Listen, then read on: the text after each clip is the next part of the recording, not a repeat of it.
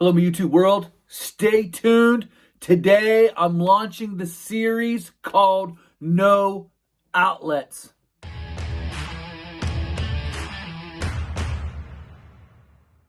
Hello, YouTube world. This is Johnny Moe coming to you today with the No Outlet series. When you see a sign that says No Outlet, what do you think of? That means that there's no way to get out at the end of this road. And sometimes in business, we become so stubborn in our belief that we're going to go to the end of this road and there's going to be another way out. And the sign clearly says no outlet. Guys, what I'm going to talk to you about today is on a coaching perspective about business. So it's still basketball season here. We're in the playoffs. We just won our first round. We got another round tonight. And so as a coach, you don't go into a game. If you want to be a good coach, if you want to be prepared, you don't want to go into a game not knowing what your opponent is doing. You don't want to go into a game just say, que sera, sera, whatever it will be, will be. If we win, we win. If we lose, we lose. Well, you're not going to have a coaching job real long in with that aspect, especially when you get into the playoffs and you're playing teams that you've never played before, you don't know. We played a team the other day, it was 2 hours away. But when I walked into the gym, guys, this is the most important part. I felt like I knew that team. I knew who number 3 was. I knew who number 2 was. I knew what number 3 wanted to do. She was their leading scorer. She scored about 18 points a game. I knew that she liked to catch in the high post and drive hard, finish with her right hand. I knew she was an excellent rebounder. I knew that was their best player. I knew what plays they wanted to run. I knew their out of bounds plays. I studied the film. And the problem with most business owners today, they just go at it year after year after year with no business plan, have no clue what they're doing, and then at the end of the year, they have no winter fund, they're struggling, they have to go get a job, and the problem is not having to go get a job. The problem is doing this year after year, and then after about 4 or 5 years of this, they give up. It's the same thing with YouTube. They come out of the gates, they make a video every day, they're hammer, and then they fall off. And then they're not in the business anymore. It's like, well, what happened? You have to prepare for business. It's a lot like a basketball game. You have to go into the business realm. This is a no outlet road, my guys. My guys. Mo Nation. My guys. My girls. Mo Nation is telling you, you can't go down a no outlet road every single year and expect there to be another way out at the end of that. The sign says no outlet. Don't go down the road. You have to have a business plan. You have to be on top of it. What are some of the things? See, when I watch tape, I remember this one year. I was a volunteer assistant coach, and so we were walking in, and I was very volunteer. I showed up basically when I wanted to, and so I came in. I was like, well, who's their leading scorer? I don't know. What's their offensive philosophy? I don't know. They got a plan for us. Well, what do they like to do on defense? I don't know. Who's their starters? I don't know. So we know nothing about the team. We lose by 40, 50 almost every game, and we know nothing about the team. And it's like, wait a minute. What is your game plan coming in? What is your game plan going into 2021? What is your game plan against this business? This isn't a game.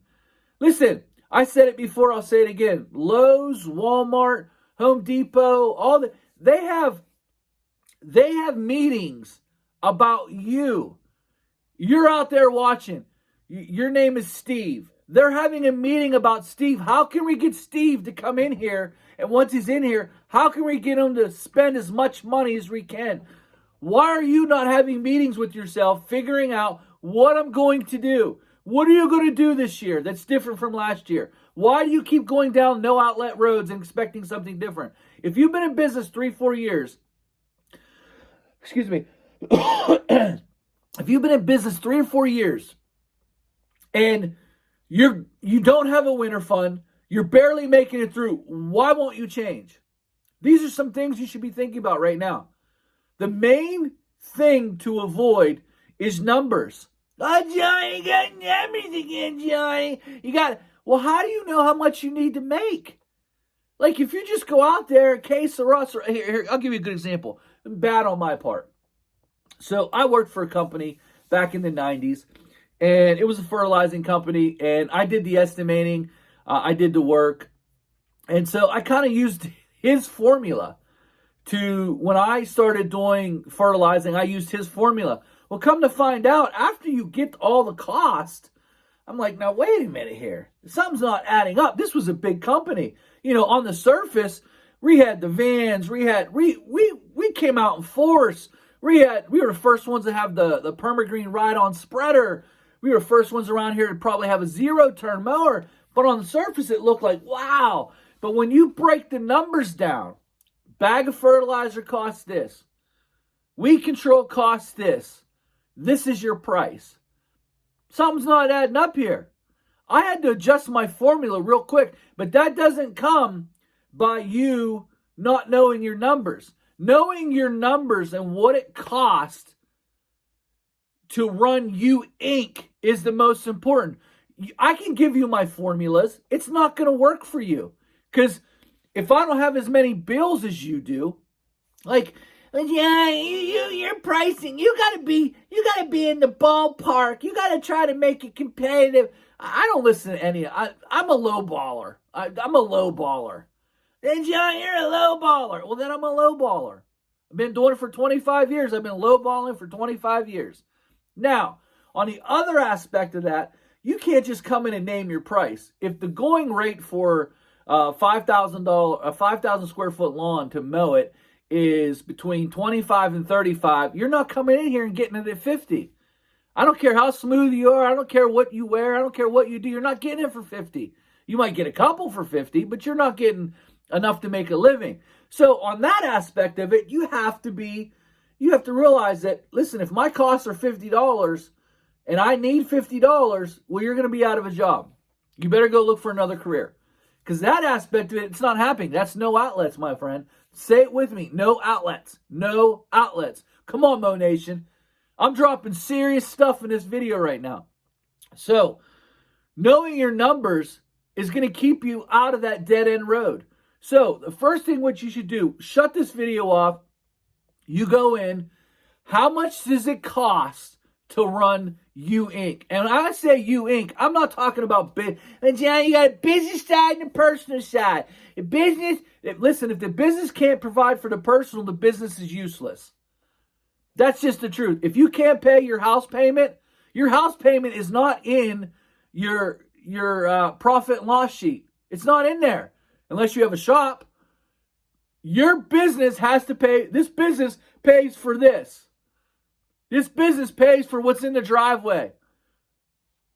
So, how much do you put out a month? How much is your insurance? How much is your water bill? How much is your electric bill? How much is your cable bill? How much is your cell phone bill? Do you have credit cards? How many credit cards do you have? How much is all that? Tally that up.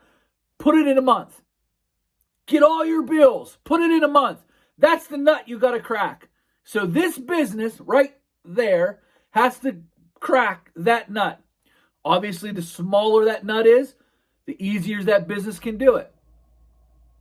Now, you times that by 12, you get your what I need to make in a year.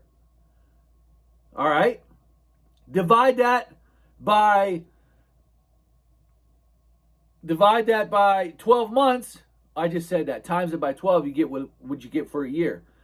So what you have to do is go from, so for us, it's April 1st through about November 25th. So I work around 200 days a year, me. Anywhere from like 200 to 250. That's where I'm at. That's the days that I work, including winter work. So I keep track of that on a different program. So what I do is I divide that number by the day, and then I get my daily rate. That's how I do it. I just dropped a bomb on you. And I know I'm not perfect. I didn't say it. I didn't do 50 takes. And I know this video stinks because every 30 seconds I'm not going like this, and I'm not going like this, and I'm not making you look at something else because I'm dropping knowledge. This isn't entertainment for me. When I go to a basketball game, I don't go in there for entertainment value. I go in there to win a game. I go in prepared. I know who their player is. I know what they're doing. When I go to a year, I know what I need to make a day. And if you don't crack it, you try to get it the next day. It's ain't a game.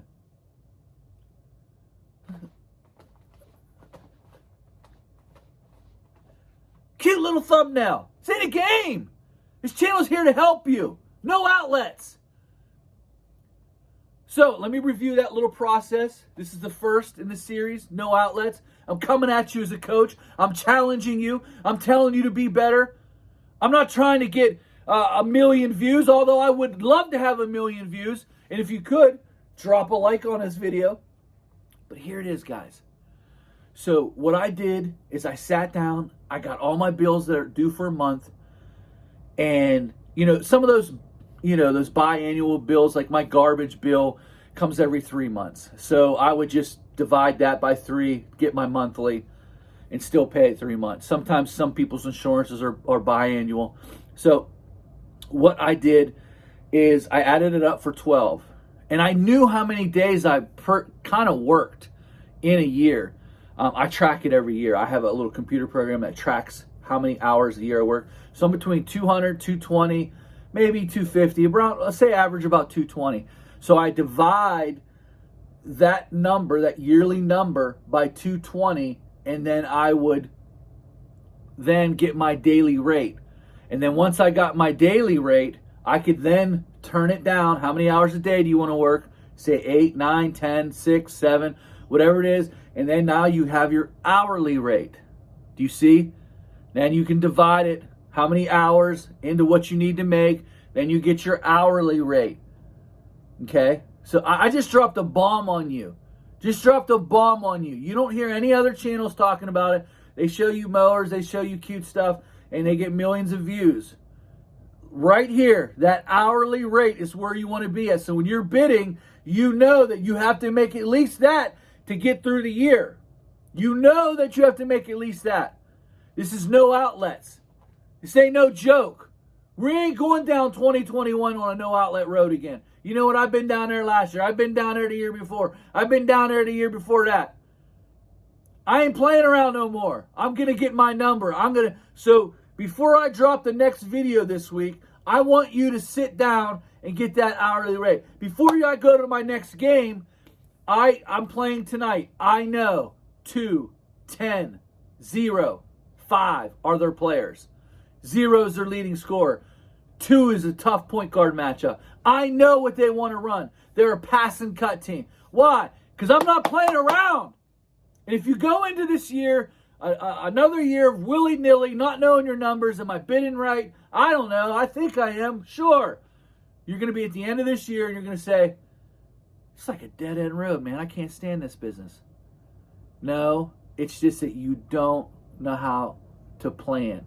You go in willy-nilly. You're just going to play basketball. There's a lot more to basketball than just what you see on TV. There's plays being run. There's defensive philosophies. There's offensive philosophies. There's chess match going on in the game. There's player versus player. Who does that match up? What's that matchup look like? Same thing with business. When you start to understand that you need to run You Inc., it becomes a lot easier. No outlets, my friend.